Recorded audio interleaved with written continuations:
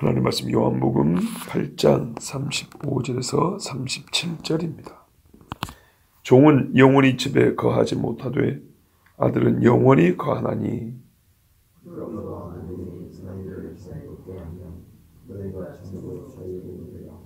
나도 너희가 아브라함의 자손인 줄 아노라. 그러나 내 말이 너희 안에 있을 곳이 없으므로 나를 죽이려 하는도다. 아멘. 하나님, 우리 예수님이 34절에 너희는 죄를 범하는 죄의 종이다 이랬습니다. 그러면 35절에 종은 영원히 집에 거하지 못한다는 이 종은 누구 종인가? 누구 종을 말하죠? 죄의 종을 말하죠. 그런데 뭔가 좀 이상합니다. 왜냐하면 지금 35절은 어느 한 집이 있는데 그 집에 아들이 있고 종이 있다는 얘기거든요. 아들은 자기 집이니까 계속 있고, 종은 주인이 나가라면 나가고, 한 집에서 신분이 다른 두 사람의 차이를 얘기하고 있습니다. 그럼 이 집이 죄의 집인가요? 죄의 집이 아니고 아브라함 집을 얘기하고 있습니다. 아브라함 집.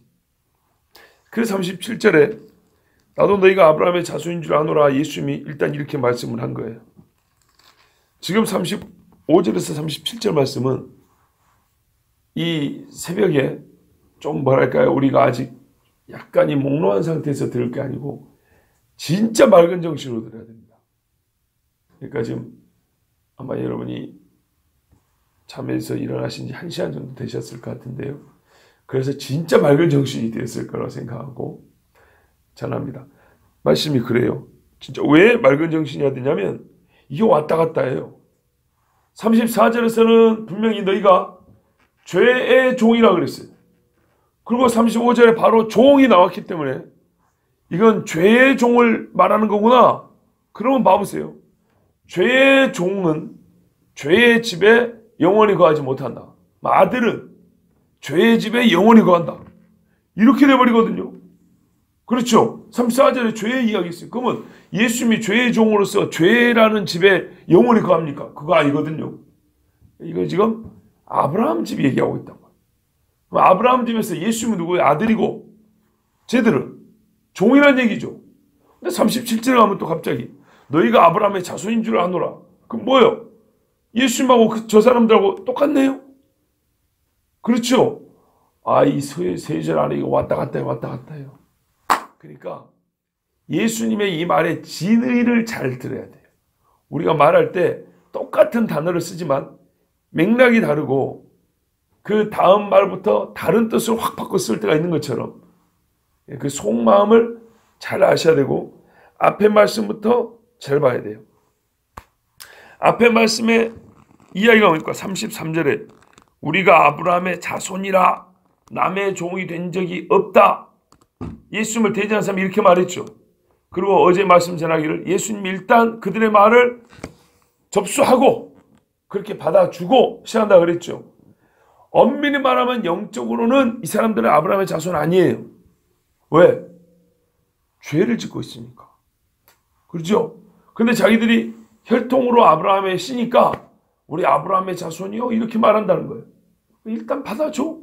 받아주는데 그럼에도 불구하고 더 이상 받아줄 수 없는 한계점이 존재하는 거예요. 자, 일단 받아준다는 게 뭐예요? 37절이에요. 너희가 아브라함의 자손인다고 나도 알아. 혈통적으로 그런 줄 알아. 그런데 지금 예수님의 이 큰 넓은 맥락에서 보세요. 넓은 맥락에서 예수님이 하실 말씀 뭐예요? 혈통으로는 아브라함의 자손이라고 말하는 거 내가 받아줘. 근데 영적으로 속으로 들어가면 너희가 아브라함과 같은 행위를 하지 않아. 아브라함하고 완전 딴판으로 사는 사람이야. 아브라함의 믿음이 없어. 그럼 어쩐다는 얘기예요?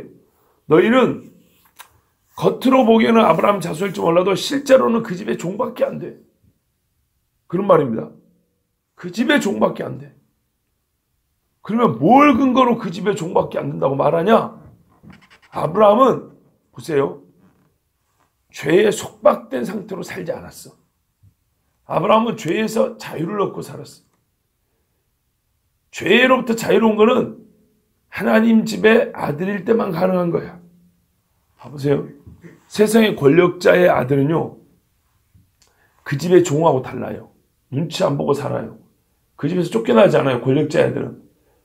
또 권력자의 아들은 어떻게 해요? 밖에서도 누가 건들지 않아요. 이해되시죠? 다시 말씀드릴게요. 검사집이 있다고 생각해보세요. 쉽게. 검사집인데 그 집 애가 고등학생이에요. 그리고 그 집에 식모가 있어요. 옛날 말로 식모가 있어요. 자, 검사집 아들은 그 집 냉장고 있는 거 아무거나 갖다 퍼먹죠. 그죠? 아버지한테 용돈도 받아 쓰고 좀 말 좀 안 듣는다고 나가라 하진 않아요. 근데 그 집의 식모는 항상 조심해야 되죠. 종입니다. 그 집의 종. 자, 이 집의 아들, 검사집 아들이 자기 집이에요. 여기가. 자유롭게 살아요. 아들로서 쫓겨날 일도 없고. 그리고 또 학교를 갔어요. 학교를 갔는데 학교에 가면은 주먹 쓴 애들이 있다고요. 약한 애들 불러다가 야, 뭐 사와. 너 돈 좀 내놔봐. 이런다고요. 근데 내가 우리 아버지가 검사예요. 애들이 다 알아요. 갔어요. 그러면 그 주먹 쓴 애들이 나 건들까요? 안 건들까요? 안 건들겠죠? 예. 가끔 그런 일이 있습니다. 검사하든지 모르고 그랬다가 아버지가 나타나가지고 쫙 정리하는 경우도 있다 그럽니다. 가끔. 검사 아들이니까 그 세상에 주먹 쓰는 애들한테 속박당하지 않아요. 쉽죠? 그런 차원입니다. 세상의 사람들에게, 세상 아이들에게 그 주먹에 속박당해 사는 종노릇하는 아이는 검사집에서 아들이 아니에요. 잘해야 종이나 될까? 그렇죠. 근데 검사집의 아들로서 자유로운 사람은 밖에서도 아버지의 후광 덕택에 다른 사람한테도 자유롭게 종노릇하지 않고 살아요. 맞죠? 그러니까 진짜 아브라함의 자손은 하나님 집에서, 아브라함 집에서 어떻게 해요? 자유로워요. 쫓겨날 일이 없어요. 그리고 진짜 아브라함의 자손은 어떻게 해요? 세상에 나가서도 마귀한테 끌려다니지 않아요. 맞습니까? 그런데 마귀한테 끌려다니는 종노릇한 사람은 이건 아브라함의 자손 아니에요. 아브라함 집에서도 역시 잘해야 식모살이나 할까 종노릇이나 할까 아브라함한테 편하게 이렇게 생활할 수가 없어요. 맞지요? 바꿔 말해볼게요. 내가 하나님의 아들이에요. 우리가 천국에 들어가죠. 이 안식에 들어갑니다. 쫓겨나지 않아요. 그래서 자유로워요. 내가 하나님의 아들이에요. 세상에서 죄에 자유로워요. 별로 죄를 짓고 싶은 생각이 없어요. 마귀가 건들라 해도 하나님이 보호를 해줘요. 이래서 참 아들은 집에서도 자유롭게 영원히 거하고 쫓겨날 일 없고 밖에서도 죄가 이 사람을 좌지우지하지 못해요. 맞지요? 자, 이런 두 가지 차원이 동시에 일어납니다. 이 집에서 종인 사람은 이 집 주인이 내 아버지가 아니기 때문에 내가 이 집 밖에서도 여전히 이 집 주인의 힘으로 사는 것이 아니라 자기 힘으로 사니까 세상에 가면 여전히 남의 집 그냥 식모 정도로 취급을 받는 거죠. 이 이야기 좋게 말한 겁니다. 직업의 귀천을 말한 게 아니라. 자, 그러니까 이런 말이죠. 너희는 죄의 종이다. 죄의 종은 아브라함 집에서도 종밖에 안 된다. 어떻게 아브라함의 아들이 밖에서 죄의 종으로 살겠냐? 여러분 이상만 생각해봐도 그렇잖아요. 근데 아들은 그 집에 영원히 거한다. 그리고 이 아들은 밖에 나가서도 어떻게 해요? 아브라함의 언약 백성인 이 아들은 죄에 속박된 상태로 끌려다니지 않는다. 이런 말입니다. 자, 그러니까요. 같은 종이라는 말이 쓰이고 자손이라는 말이 쓰였는데 하나는 이 종이라는 말에 첫 번째 쓰인 것은 속박된 상태를 말하는 거예요. 끌려다니는 죄의 종이다. 죄의 지배를 당하는 거예요. 그리고 두 번째, 너희가 이 아브라함의 집에서는 종에 불과하다. 하나의 신분을 말하는 거예요. 아시겠죠? 종이 두 가지 힘을 쓰는 겁니다. 그러니까 어떻게 해요? 아브라함 집에서 종의 신분으로 사는 사람은 죄와 관계에서 속박된 상태로 살아요. 그래서 또 종이에요. 아브라함 집에서 아들의 신분을 가진 사람은 죄의 관계에서 어떻게 살아요? 자유롭게 살아요. 속박되지 않아요. 맞습니까? 일단 이게 우리가 신앙생활하면서 기본적으로 알고 있는 사실이고 진리예요. 요거를 그대로 예수님이 말로 표현하면 이렇게 표현하는 거예요. 죄의 종은 아버지 집에서도 종이고, 종 기껏해야 교회는 나오지만 참 아들로서의 자유를 누리지 못하고 종으로 사는 거고, 아버지 집에서 참 자유를 얻는 아들은 이 세상과 마귀 앞에서도 죄로 말미암아 마귀의 종노릇 하지 아니하고, 그 아버지 집의 법이 그를 다스리기 때문에, 아버지의 권세가 그에게 있기 때문에 어떻게 해요? 죄를 이긴다. 그래서 역시 자유롭다. 이 말씀입니다. 하나 어렵지 않죠? 예, 제가 이렇게 풀어 설명해 드리는 겁니다. 그리고 말씀 보면 그 말이 그 말이에요. 종은 33절부터 읽어볼게요. 우리는 아브라함의 자손이나 남의 종이 된 적이 없거늘 어찌하여 우리가 자유롭게 되리라 하느냐. 공갈이죠. 거짓말입니다. 종이 된 적이 있습니다. 어떤 차원에서요? 역사적 차원에서도 종이 됐지만 지금 예수님은 그건 차치하고 영적인 차원에서 얘기합니다. 너희 종이다. 죄의 종이다.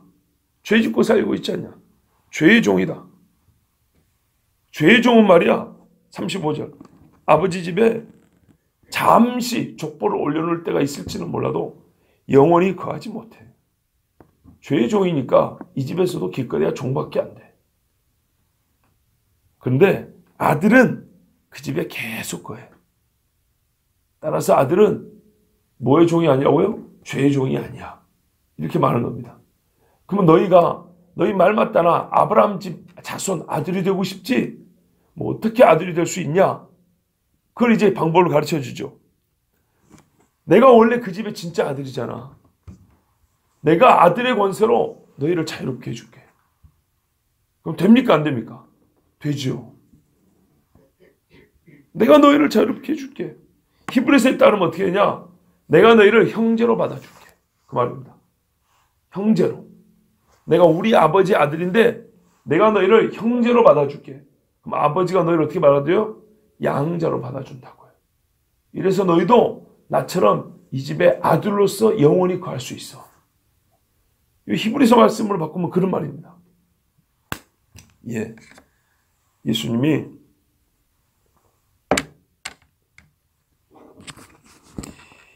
이 사람들에게 지금 영적인 차원에서 하나님 아버지의 집에서 아들과 종의 차이를 설명해 주고 있습니다.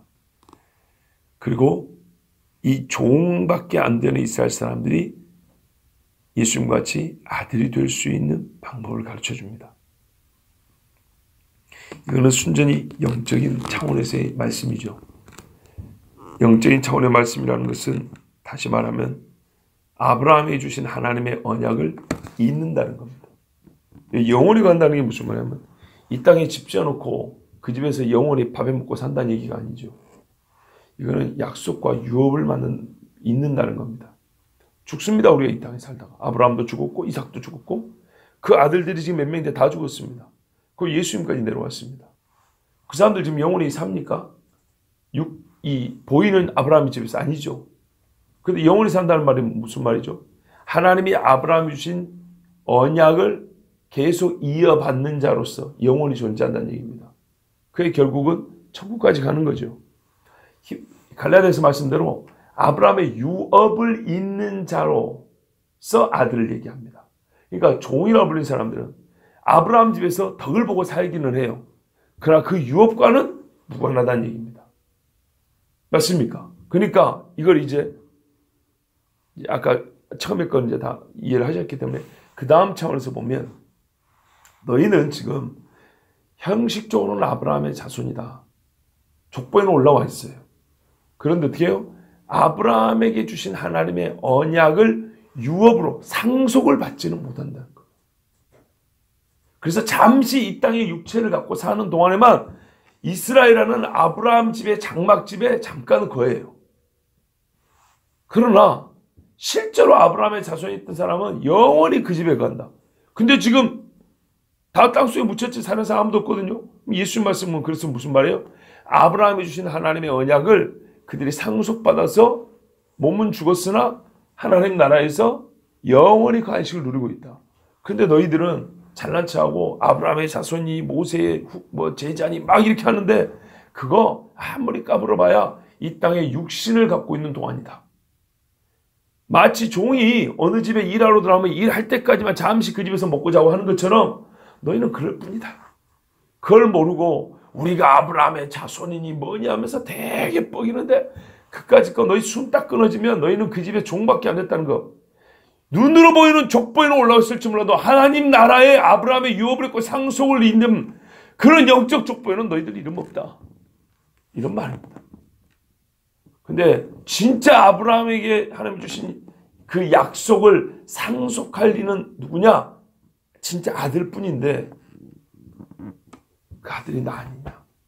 창세기 22장에 뭐라 그랬냐면 이삭을 바칠 때 네 씨가 대적의 성문을 차지할 것이고 내 씨로 말미암아 만민이 복을 받으라 그랬어요. 이 씨가 누굽니까?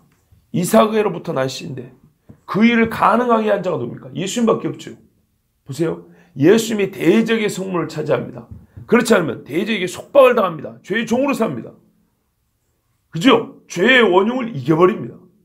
죄에서 자유를 줍니다. 근데 이거를 자기 혼자만요? 아니요.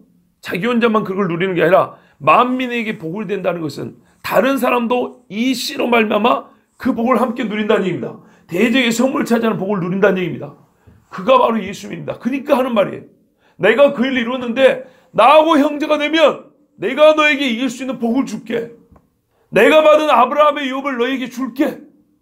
하나님이 아브라함이 실제로 그 약속을 하지 않았냐. 그래서 예수님이 성경을 근거로 하신 말씀이 아들이 너희를 자유롭게 하면 진짜 자유를 얻는다.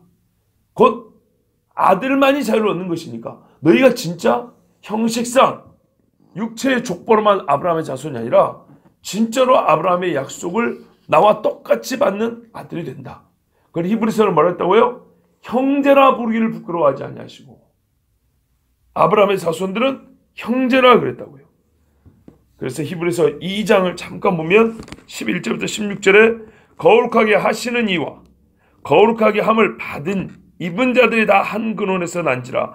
그러므로 형제라 부르시기를 부끄러워 아니하시고 이르시되 내가 주의 이름을 내 형제들에게 선포하고 내가 주를 교회 중에서 찬송하리라 하셨으며 그 다음에 맨 밑에 뭐라냐면 이는 확실히 천사들을 붙들어 주려 하심이 아니오 오직 아브라함의 자손을 붙들어 주려 하심이라 그랬어요. 하나님이 택하여 아브라함의 족보에 진짜로 아브라함의 자손으로 정한 그 사람들을 붙들어 주려 하려고 형제인 누굴 보냈다고요? 그들을 거룩하게 하는 예수님을 보냈다고요. 그래서 그 예수님으로 말미암아 우리가 다 한 근원 하나님에서 났잖아요. 그런데 실제로 아브라함의 자손이 되지 못하면 형제가 되지 못해요. 또 반대편에서 말하면 예수님과 형제가 되지 못하면 아브라함의 자손이 되지 못해요. 형제인 예수께서 아브라함의 자손인 자들을 참 형제가 되게 하시려고 이 땅에 보내심을 받았다는 말씀이 히브리서에 그렇게 기록되어 있습니다. 자,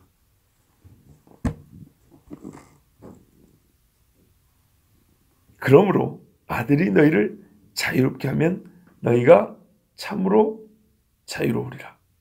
죄에게 속박된 상태에 있어서 죄가 끄는 대로 사는 자신이 아무리 아브라함의 자손이라고 혈통을 근거로 주장해도 실질적 자손이 될 수가 없는데, 즉 아브라함이 주신 유업을 잊지를 못하는데 죄를 이기신 분이요 죄의 속박을 실제로 끊으셨고 그 끊은 복을 그 권능을 믿는 자에게 나눠주셔서 아브라함의 유업을 잊게 하신 그리스도 그분을 믿으면 예수께서 그 능력을 행사하셔서 똑같이 믿는 자에게 아브라함의 자손이 되는 권세, 죄에서 나올 수 있는 그 속박을 끌 수 있는 자유 허락해 주신다.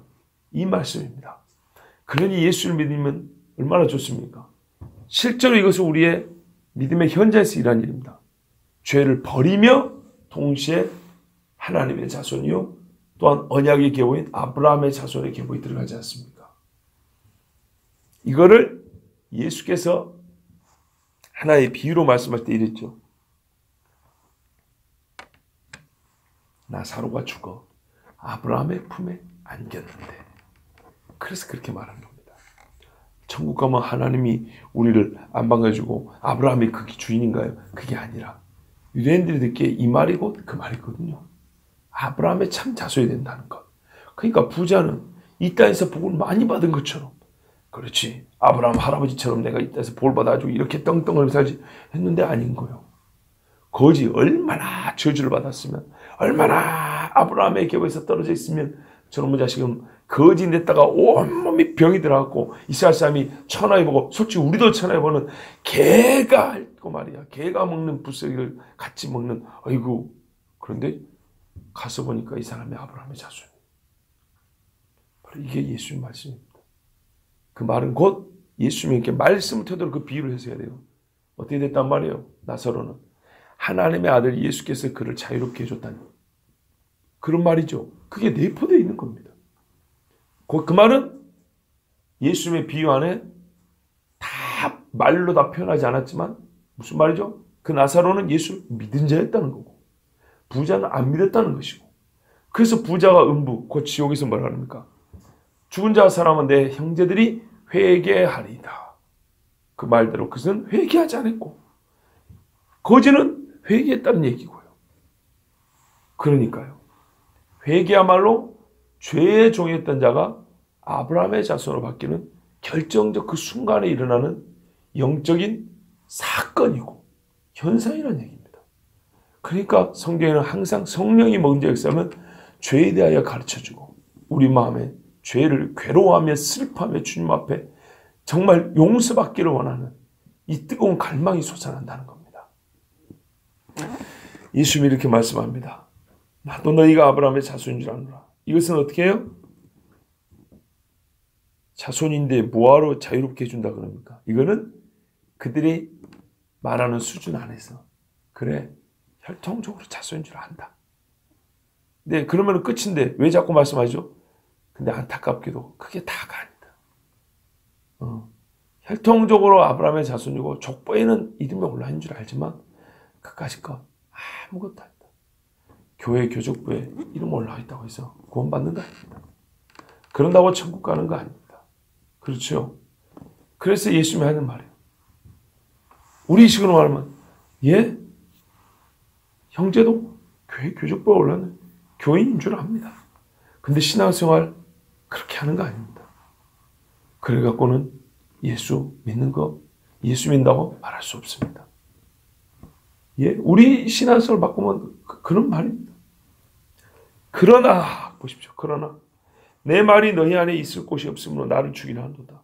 예, 맞습니다. 자매요. 교족부에는 작년부터 올라와 있는 게 맞습니다. 그러나 예수의 말씀이 자매 마음속에 아무 군데도 없구만요. 1년, 2년 살펴봐도 모든 대화에 하나님 말씀에 근거하여 나오는 말도 없고, 하나님 말씀대로 따는 사람도 없고, 하나님 말씀에 입각한 무슨 의지의 변화도 없고, 그 전과 교회 나오기 전과 아무 차이가 없구만요. 그리고 지금 우리가 예수 믿으면서 뭐 좀 하려고 했더니 세상 사람들이 교인들 미워하고 욕하는 그 말 똑같이 하고 있구만. 근데 어떻게 아브라함의 자손을 할 수 있겠습니까? 그런 것처럼 이 사람들이 예수님을 죽이려 하는 이유는 지금까지 한 모든 말, 곧 나는 하나님의 아들이요 너희를 구원하러 왔다는 이 처음부터 해온 말씀이 그 속에 들어간 적이 없다는 겁니다. 그러면 앞의 논리를 그대로 받아들이면 진짜 이 말이 그 속에 안에 들어가 거하여야만이, 예수 믿죠. 너희가 내 말에 거하면 참 내 제자가 된다 했죠. 제자가 되는 것은 무엇과 함께요? 그 말이 거함과 함께인데, 예수님이 이 말씀을 보면 그 말이 거한다는 것은 동시에 종에서 자유인 아들로 신분이 바뀌는 일, 그 일도 함께 일어난다는 얘기입니다. 맞습니까? 예. 그렇지 않으면 그 집의 아들을, 예수님을 시기하기만 하고 미워하기만 해요. 예수님의 비유를 따르면 아들을 죽이면 저 집의 포도원이 다 우리가 되게 될 것이 아니냐. 왜? 그 아들이 그 집의 상속자니 죽이자. 그렇죠. 그러니까 예수 말씀이 다 보면 성경 말씀 하나 안 어렵습니다.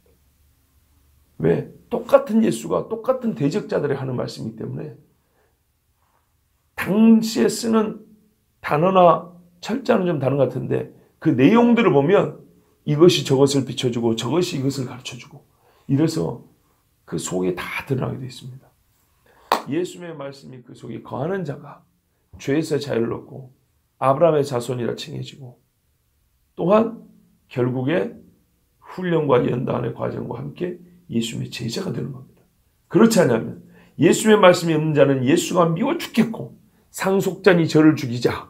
그러면 자동으로 자기들이 상속받을 줄 알지만 그렇지 아니하고 잠시 이 땅에 살면서 이스라엘에 태어나 가나안 땅에 거하여 아브라함의 자손처럼 보지만 아브라함의 장막집에 잠시 거하고 종노릇하다가 영원히 마귀의 속박 상태에 지옥에 떨어져 그렇게 사는 겁니다.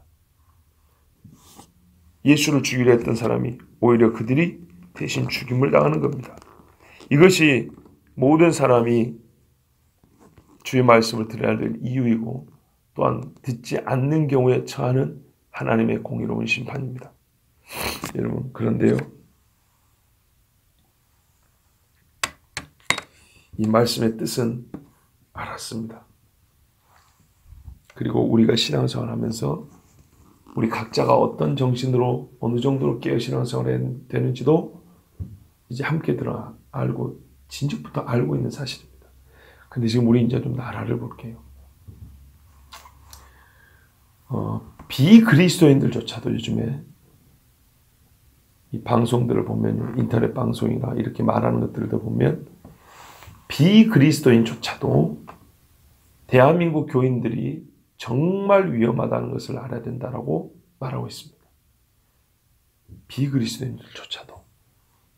예를 들면 중앙일보의 기자였고 KBS 이사인 조모 씨도 그렇게 말합니다. 나는 그리스도인 아닙니다. 그런데 대한민국 그리스도인들이 사실은 지난 4월인가 5월에 전부 거리로 쏟아져 나왔어야 되는데 다 잠자코 있어서 지금 이 위기를 맞고 있다는 걸 알아도 앞으로 더 심할 거다. 지난 4월인가 5월에 무슨 일이 있었냐면요. 잠깐 저를 보십시오. 이건 중요한 이야기입니다. 우리나라 법무부의 인권국장이 있습니다. 그 사람이 황모 씨인데 뭐라 하냐면 목사들을 모아놓고 대놓고 면전에서 이랬습니다. 기독교는 혐오 집단이다. 기독교에 대해서는 한 치의 양보도 용납도 있을 수 없다. 이렇게 말을 했습니다. 그런 기사 혹시 보셨습니까? 기사가 나왔습니다. 보세요 여러분. 연속극 좋아하지 마시고 참 어른들 앞에서 이런 표지만 봐야 될 걸 보셔야 됩니다. 그런데 그때 교회들이 지금 우리가 모르는 것처럼 저도 몰랐어요. 잠잠히 있어 그렇습니다. 이게 교회 앞에 선전포고였습니다. 근데 잠잠하니까 만만하죠. 다 자고 있구나. 오케이. 그리고 이번에 우리나라에서 가장 뜨거운 기도운동을 하는 에스더 기도운동 본부를 가짜뉴스 공장이라고 한겨레 신문에서 며칠 연재해서 때려버렸죠. 온갖 거짓말, 반정부적인 뉴스들이 거기서 나온다는 거예요. 에스더 기도운동이 뭐 하는데 아십니까? 우리 교회도 지저스함이라는 소책자 한 달에 한 번 옵니다. 북한 영혼들을 위해서 기도하는 모임입니다. 그리고 이슬람이 우리나라에 못 들어오게 반대 운동하는 데입니다. 금식 기도를 제일 많이 하는 집단입니다. 금식 기도를 제일 많이 한다고요. 남북한이 어쩌고 저쩌고 한다고 한 것 때문에 작년에 이 사람들은 전부 다 3일 금식을 한 사람들입니다. 한국교회 금식하며 기도합시다 외쳤던 사람들입니다. 우리가 기도할 때 그 사람들은 매일매일 기도했던 사람들입니다. 거기를 때렸습니다. 근데요, 지금 우리 잠잠하고 있죠. 이 정부가 쓰고 있는 아주 교묘한 전략 중에 하나가 뭔지 아십니까? 정부가 직접 나서지 않고 언론기관을 내세웁니다. 언론기관과 교회의 싸움인 것처럼 비추게 합니다. 아시겠습니까? 광명의 천사로 가장한다고 그랬습니다. 또 하나는 일반 교회들이 별로 안 좋아하는 똑같은 기독교 집단입니다. 그러니까 일반 교회들은 평상시에도 저것들은 너무 광신적이라고 생각했어. 좀 지나치다고 생각했어. 그래, 좀 극단적인 애들은 가짜 뉴스도 많이 나올 거야. 이렇게 해가지고 자기 지체 하나 잘라버립니다. 명성교회 문제도 비슷한 이야기입니다. 우리가 하나의 원리를 알아야 됩니다.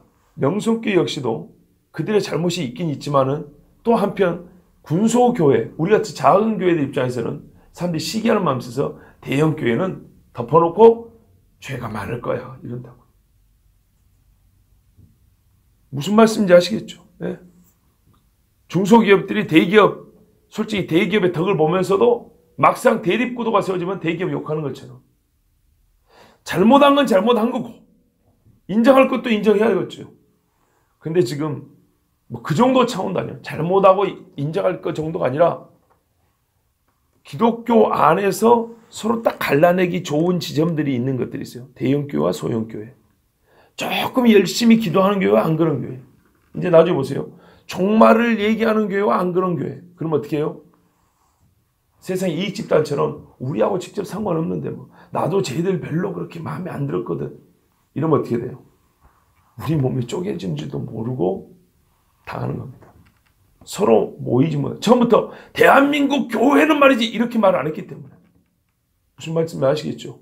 대한민국 교회라고 말하지 않고 그 중에 서로 안 좋아하는 것들끼리 서로 분리되기 좋은 것들끼리 쪼개낸다고요. 그러니까 자기한테는 직접 해가 없으니까 이 이기적인 교인들 어떻게 해요? 기도 안 해요. 나서지도 않아요. 데모하지도 않아요. 대형교회 망하든지 말든지 그러면 소형교회들이 이루어지겠지. 거자자 극단적으로 기도하는 놈들 시끄러워 죽겠는데 저것들 때문에 욕 많이 하는데 그래서 우리는 조용히 교회 다니지. 나중에 어떻게 될까요? 주님 다시 오신다는 말을 외치는 교회들. 우리 같은 교회들이 이제 걸리는 겁니다. 잠잠히 이 땅에서 복이나 받고 조용히 좀 살지. 뭐 그렇게 시끄럽게 길거리 나서 난리를 치냐 이 말이에요. 여러분 이렇게 갈라내고 횟듯이 쪼개내면 어떻게 해요? 다 해체도 없어집니다. 이런 전략을 쓰는 줄 잘 모릅니다. 그래서 깨어있어야 된다는 얘기입니다. 깨어있다는 말이 무조건 기도하는 게 아니고 이 악한 영의 전략과 전술을 알아야 되고 우리가 어떻게 또한 전략과 전술을 세워서 대응을 해야 되는지 아는다. 그래서 기분 나쁘지만 성경은 너희가 뱀같이 지혜로워 그런 겁니다. 비둘기같이 숨겨야 돼. 어제 오전의 설교도 간단하게 말하면 예수의 말씀 그대로입니다. 너희는 뱀같이 지혜로워야 되고 비둘기같이 숨겨야 된다는 얘기입니다. 그래 한국교회가 스스로 바벨론 입으로 지금 들어가고 있다는 게 이 말입니다. 남의 교회는 신경 안 쓰니까요. 남의 같은 기독교 집단인데 신경 안 쓰니까요. 이제는 선교단을 건들지도 모릅니다. 인터넷 같은 데 건들지도 모릅니다. 그래서 선교단을 건들면 당신들 아주 건들기 쉽다고. 아주 위험하다. 왜? 가지 말한 나라에 다들 한다고. 그러나 이게 여러분 100년 전에 서양 사람들이 조선 땅에 올 때 그랬던 거예요. 우리나라 오면 다 죽는 거였어요. 기독교 역사를 알아야죠. 교회 역사는 이런 말이 있죠. 교회는 피를 먹고 자란 나무라고. 기독교는 피를 먹고 자란 나무라고. 순교의 피가 흘려지면 교회는 쑥쑥 큰다고. 그래서 영국 교회가 옛날에 100년 전에 순교자가 생기면 2명 보내고 2명이 순교자 하면 4명 보내고 이래가지고 전 세계에 선교를 했는데 지금 제가 중국 선교한다고 폼을 잡지만요.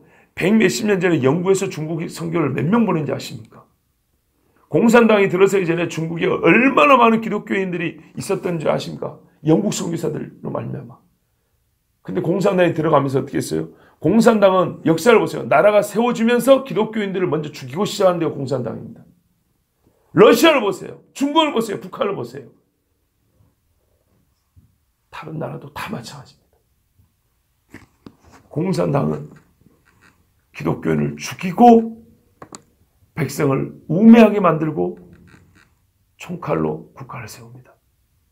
나는 우리나라 공산당이라고 말하지 않았습니다. 헌법에 분명히 자유민주주의 입헌 질서를 가진 그런 나라입니다.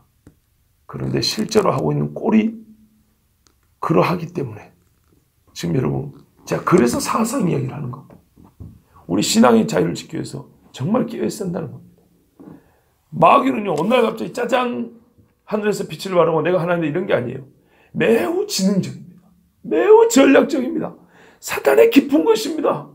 유대인의 회라고 같이 앉았는데 나중에 알고 보니까 그게 사탄의 회라 그러잖아요. 여러분 대한민국 대통령 중에 누가 바티칸에서 미사를 행할 수 있습니까? 이게 가능하다고 생각하십니까? 그 바티칸이 대한민국 평화를 위해서 바티칸에서 미사를 행해준다. 제가 그걸 딱 보면서 TV 생중계 중인 거 아십니까? 모르십니까? 제발 여러분, 제발 관심을 좀 가십시오. 며칠 전에 우리나라 대통령이 바티칸에서 미사행하는 것을 생방송으로 해줬어요. 그래서요, 우리 한국 기독교는 조용히 있는데 오히려 그거는 불교가 이제 나섰어요. 뭐 기독교 어쩌고저쩌고 하더니 당신들은 또 희한하다. 왜 천주교를 이렇게 또 불교에서는 조계종이 나섰는데 교회는 가만히 있잖아요. 모르겠어요. 한마디 했을 것 같긴 한데 조계종이 나서서 특정 종교를 너무 그런 거 아니냐고. 그런데 문 대통령이 거기서 연설을 했습니다. 제가 그걸 다 봤어요. 연설할 때 뭐라는지 아십니까? 처음 시작할 때 예수님 찬미 찬양 뭐 이러고 시작했어요. 그러고 나서 하는 말이 나 자신도 천주교 정의구현 사재단인가 뭔가 거기에 오랫동안 몸담고 있었고 천주교 인권위원회 위원으로서 잘 보세요. 인권위원회 위원으로서 수년간 봉사한 것을 자랑스럽게 생각한다. 그렇게 말했어요. 그러니까 이번에 바티칸에서 연설할 수 있던 거는 대한민국 대통령에서 가는 게 아니라 문재인 대통령이 바티칸과 매우 친밀한 관계에 있었기 때문에 가능한 거예요. 그리고 이번에 국가인권계획이라는 것, 준차별금지법과 같은 그것을 만들 때 소위 비정부기관, NGO 장들을 많이 초청해서 간담을 했는데 거기에 거의 안 빠지고 등장이 뭔지 아십니까? 그 목록을 보면 천주교 인권위원회입니다. 동성애 단체들도 있고. 우리가 말하는 정말 신앙을 지키고 싶은 보수적인 기독교 단체는 한 번도 부르지도 않았어요. 18번 하는 중에. 마지막인가 한번 형식적으로 불렀다 그래요. 여러분, 우리가 사는 시대를 보세요. 그래서 안 믿는 예수를 모르는 언론인들도 뭐라 하면 내가 지금까지 수십 년을 살면서 언론으로 볼 때 지금 최악으로 반기독교적인 언론이 득세하고 있고 왜곡된 보도를 하고 있고 어떤 정부도 한 적이 없는 가장 강력한 반기독교적인 법과 제재들이 만들어지고 있는데 교회가 그거를 모른다. 대부분의 교회는 그걸 모른다. 자기들에게 닥친 이 재앙을 모른다. 무신론자라고. 나 무신론자입니다. 나 기독교인 아닙니다. 그런데 내가 정말 이 나라가 걱정되고 교회 걱정돼서 하는 겁니다. 왜? 역사를 볼 때 교회가 이 나라에 공헌한 게 많거든. 그게 고마워서 내가 해주는 말인데 교회들 정신 차리라고. 당신들 우리나라의 법무부 인권국장이 목사들 데려다 놓고 기독교는 혐오기관이요. 당신들에게 양복 없어요. 이 말 했을 때 왜 교회들 잠자고 있었냐고. 그러고 5달 지나니까 지금 무슨 일이 벌어지고 있나. 보세요. 그래서 지금 우리가 주님 말씀에 너희가 말세에 재물이나 쌓을 때가 아니다. 울어야 된다 그랬어요. 예수님도 뭐라고 했어요? 예루살렘의 딸들아 나를 위하여 울 것이 아니고 너와 너희 자녀들을 위하여 울라. 왜? 몇십 년 후면 예루살렘 무너지니까. 교회가 무너질 날이 얼마 안 남았다는 얘기입니다. 우리가 살면서 불과 1, 2년 사이에 이런 일이 벌 줄 누가 아냐. 불과 1, 2년 사이에 세상. 대통령이 말했던 적폐청산의 적폐 세력 중에 대한민국의 기득권자 중에 교회가 들어있었다는 것을 읽어내지 못했던 거예요. 여러분. 그래서 제가 이런 표현을 하잖아요. 지역적 용어를 쓰고 싶지 않지만 소위 말하는 나 전라도 사람이야. 나 근데 솔직히 말해서 나 문재인 대통령 안 찍었어요. 왜요? 그 전에 나도 잘 몰랐는데 한 2년 전쯤인가 정말 여러분에게 종말을 설교하면서 이 시대를 읽는 눈을 나 역시도 조금 더 밝게 갖고 조금 더 깊이 볼 수 있는 눈이 생기면서 진짜 광명의 천사로 가지 않는 게 뭔가. 봐보세요. 저 사람이 천주교인인데 그러면 말이죠. 겉보기는 같은 십자가잖아요. 같은 십자가를 든 사람이 왜 십자가를 내세운 교회를 핍박하는데요? 간단히 이것만 봐도 답이 나오는 거예요. 어떤 대통령 불교인이었거든요. 불교인에서 불상을 세웠을지 몰라도 교회를 핍박하진 않았어요. 근데 같은 십자가를 드는데 왜 십자가를 든 교회를 핍박하냐고요. 왜? 가짜 십자가였기 때문에 그런 거예요. 성경적인 원래 그대로란 말입니다. 불법의 세계가 불법의 사람이 나타나면 죽이라 이 말입니다.